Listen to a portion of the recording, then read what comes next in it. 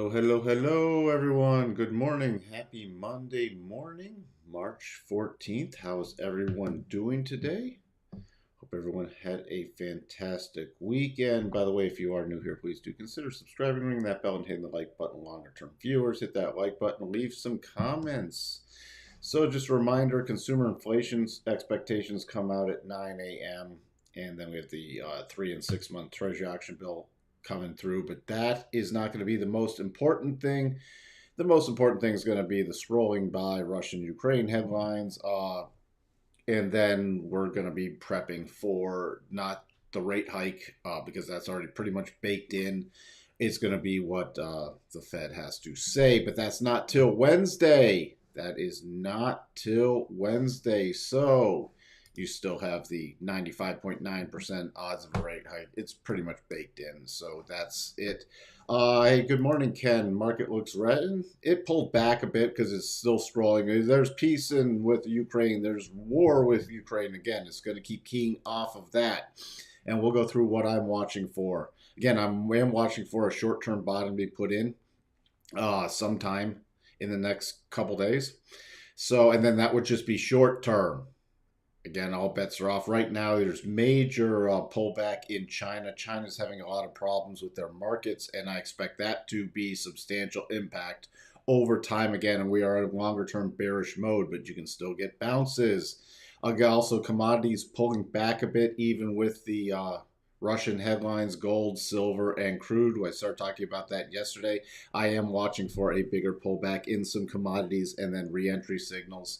So keep that in mind. Good morning, Tesla Force. Good morning, Options 22.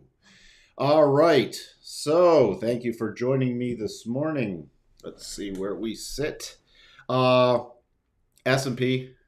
You can see, again, we're pretty much flat. We're still up from Friday's close.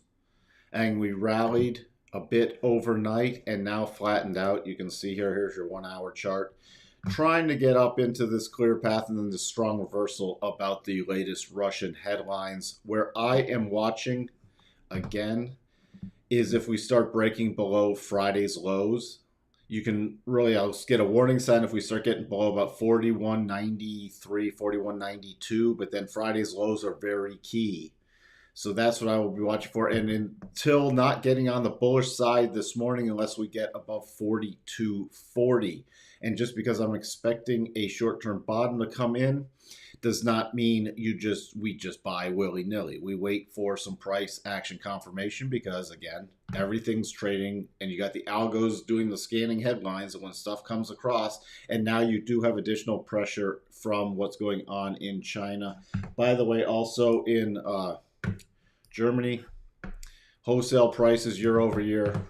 This is not a pretty chart. Inflation is major. Look at this.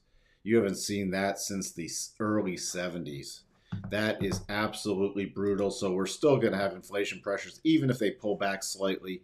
That's going to hit stuff, and we'll take a glance at the DAX too. Good morning, Tim and Terry. Hope you had a wonderful weekend. So remember, key levels so far, roughly around the highs, which is a daily rotation zone. So above that, I am then watching into this clear path move right up here. Still 42.55, and then above there, I'll be keying off about 42.83 to 42.86.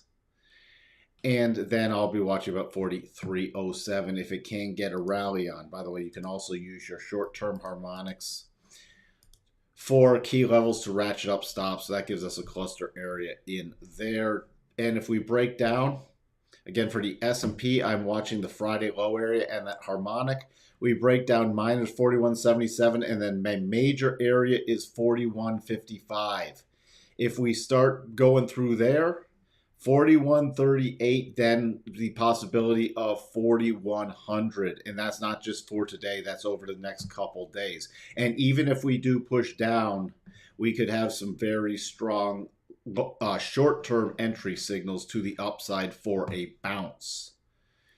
But until, again, that's nothing we front run, we wait for those signals to occur. Nasdaq, I'm not keying off of Friday's lows. Those have already been breached. I'm really keying off of last Wednesday's lows, the 9th, with this harmonic area about 13,205, 13,200. Below there, 13,132 to about 13,101. And then through there, then I will watch for the lows on the 24th of February. Remember, Nasdaq is the weakest in all of them.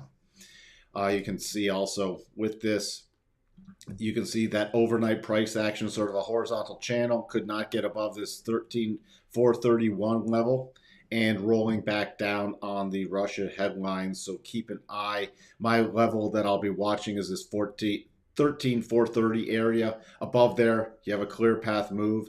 Still then going to target 13,619, then up to 13,786 if it can get the rally on. But Nasdaq is looking very weak this morning, so it has to prove itself. Dow. Also, we still have this confirmed double. Dow holding up. I'm bumping this level down a bit. But if we start breaking down towards 32,842 and that breaks, you have this little mini clear path back to 32,530. Then this double is off the table. All right, above your first sign on a rally about 33,300, 33,310 area, and then the double comes back into play. You don't have any clear path moves, but you do have a confirmed, but not triggered on the 4-hour basis. So that's what I will be watching for, especially if we do get a rally on. I'm watching for a 4-hour close above here. Your targets, I just have the harmonics on those. Those are minor, but I'm really focusing on about 33,815, then 34,36. And that's right at the top of these candle bodies. So that's this end of this little move up here. So keep an eye on that to the upside. Russell, just glancing at that again, break below about 1975. Then I'm targeting lower, minor break. Here's your minor level. A break above 2020, more significant up. DAX is still up.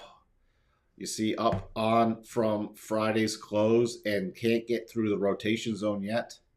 You have major topping pressure up here, but if DAX can get above about 14,100, it could make a pretty quick run higher short term. And where's that run higher? I'll start watching between about 14,300 to about 14,360 with that weekly rotation zone.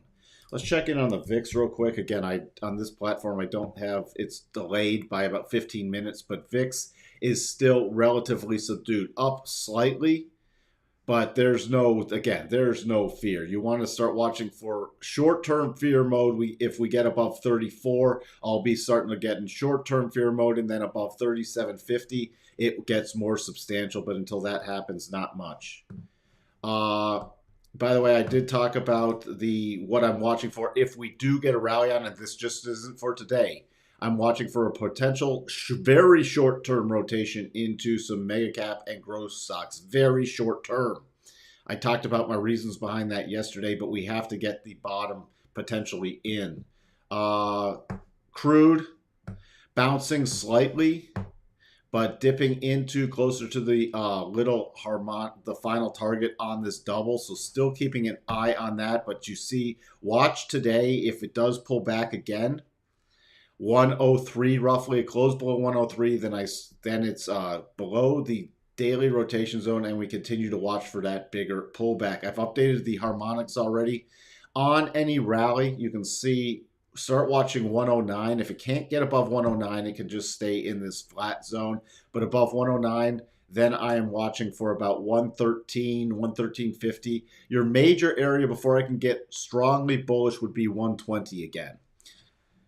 All right, but this does favor a continued pullback. And you might wonder, well, what's if with the whole Russia situation, crude got a little overdone and can still technically pull back and form another base for another push higher. So you still got to trade the technicals. Short term, if you're watching something intraday, because you're managing other crude-related instruments, keep an eye on crude above 109.50. You start getting above 109.50, it could be actually a short-term pop back to that 50% from this rundown. But that still is not long-term bullish. We could again get the other push lower. Gold, which triggered that head and shoulders, you see pushing down. Nowhere near, I talked about yesterday, I'm watching for the pullback to especially reload on gold. Key areas about 1940 to about 1931 on a break lower, and then 1905, and then if it got down to 1877, that would literally be a gift. Silver starting, which did not trigger the head and shoulders, but starting to roll down now, and now it has on the 1 hour. So at this point, what I have to do is find the other anchor point for it. Where is it? There it is. So now we have to move this over to where it broke the neckline right there. So now that is anchored. So now we have our official pullback targets in silver. The first one being, and that's the one I'm really focused on, about 24.77. Let's see, notes. Again, push lower, broke last week's lows, coming down. You see the harmonic here, a slight bounce just in front of there. If it now, this area of support is now resistance. Okay, got to change our harmonics around too. So the first little resistance area you see here is 12.5% retracement with this little base. So my first area of resistance is about 125.22, 125.21. Push lowers 124.23. And dollar, we still have a potential topping pattern in here. Even if it slightly pushes higher, we do have a potential pullback in the dollar, which I'm keeping an eye on, but that's below the March 10th low.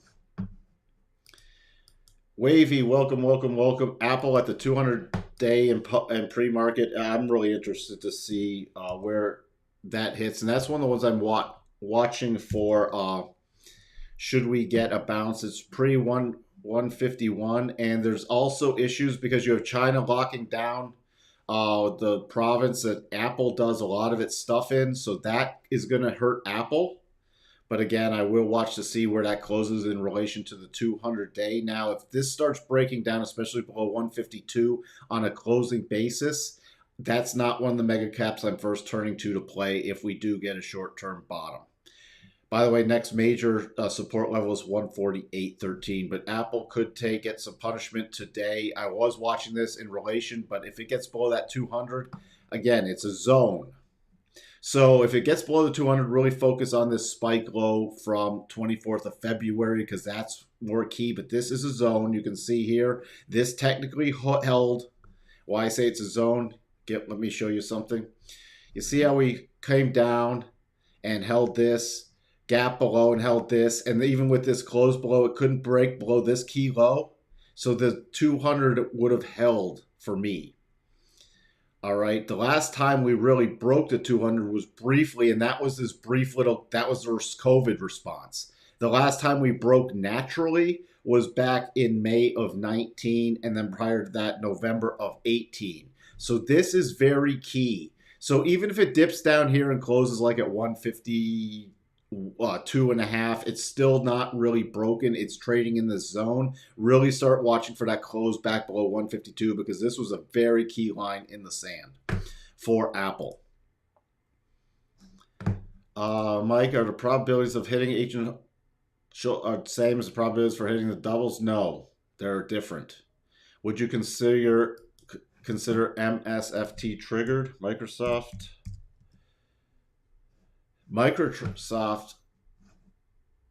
on the longer term, yes. Microsoft is triggered, so this is a very long-term pattern, though. So again, I'm also very long-term bearish on the microcaps. And this is virtually triggered. It's confirmed.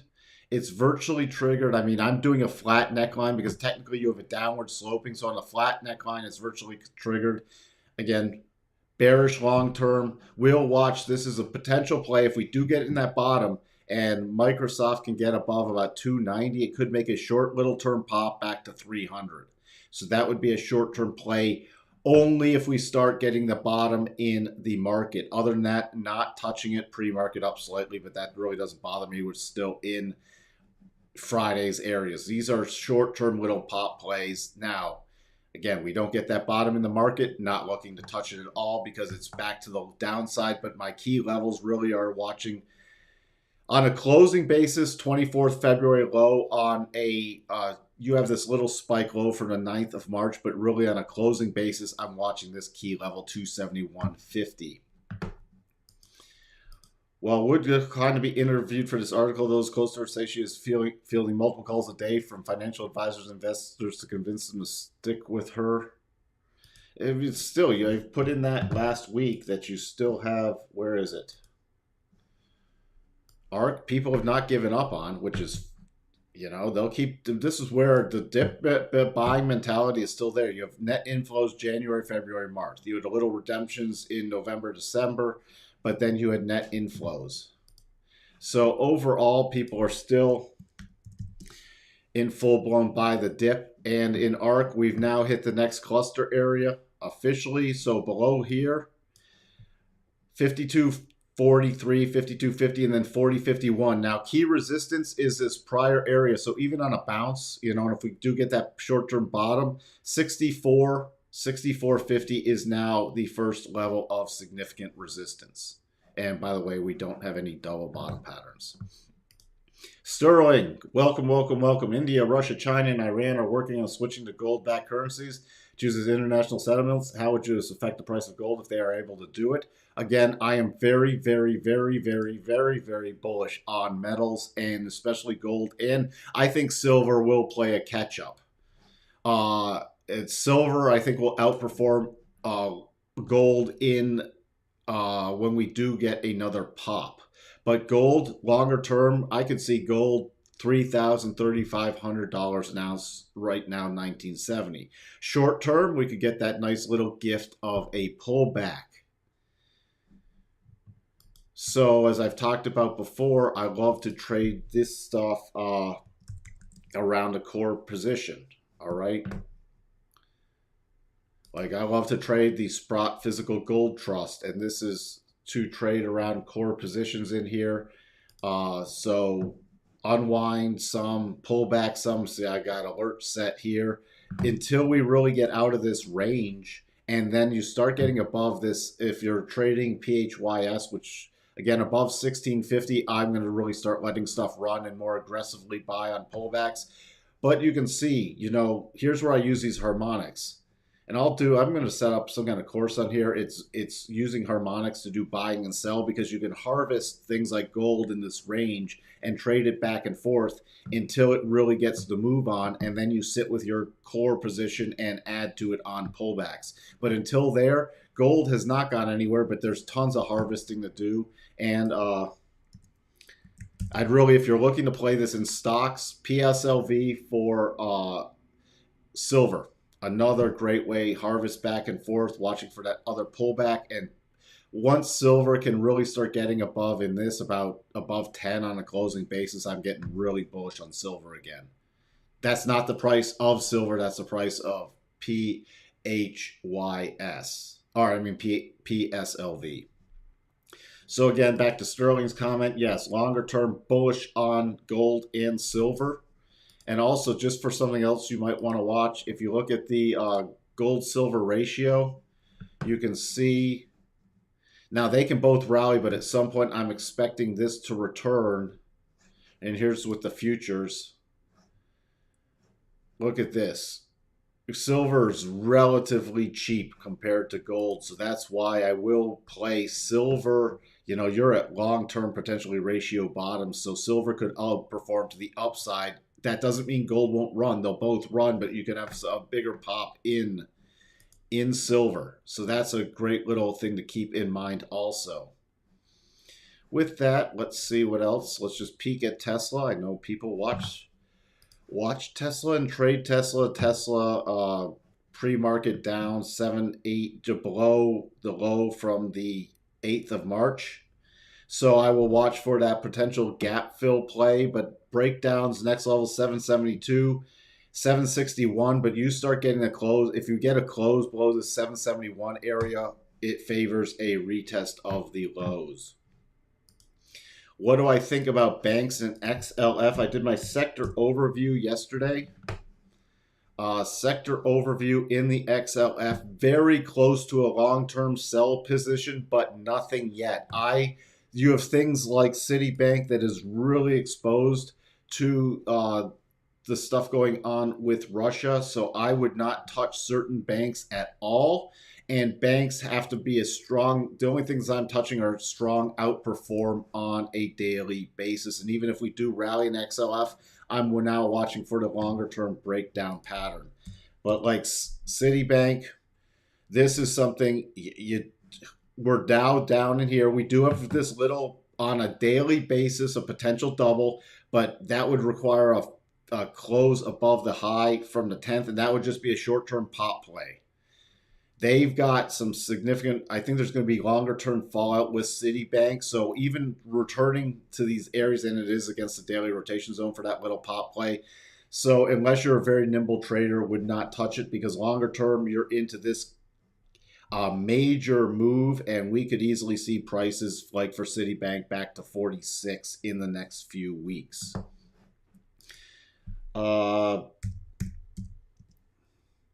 BAC, we've already triggered. Remember, this was a valid double. Already hit the first target. And so longer term, even on these pops, see back to the daily rotation zone. Even if it popped back up here to 42.50, it'd just be a return to the declining other end. There is nothing for me to do with back from the bullish side. And if it does break down below these lows of 40, you're going to watch for a quick gap fill. Then below these lows of 38, 36.95, and then 35.07. Now 36.95 would be my major target because of this significant bottom, but you then, if we don't get a hold there, then I will focus on 35.07. Ken, that would be individual trading advice. PSLV, again, it depends if you have something or not. I'm watching for, we could pull back to this 880 level, but it depends. If you already have a position, it's different than, like, I'm trading around a core position. If you already have a position, then it's different than if you're looking to the first ad. If you're watching for the first ad, if you're watching for anything to get into silver, just start really focusing on the price of silver. And if we hit about 24.70, then I'd look at PSLV or wherever that's trading when we pull back to this 24.70. Start watching that.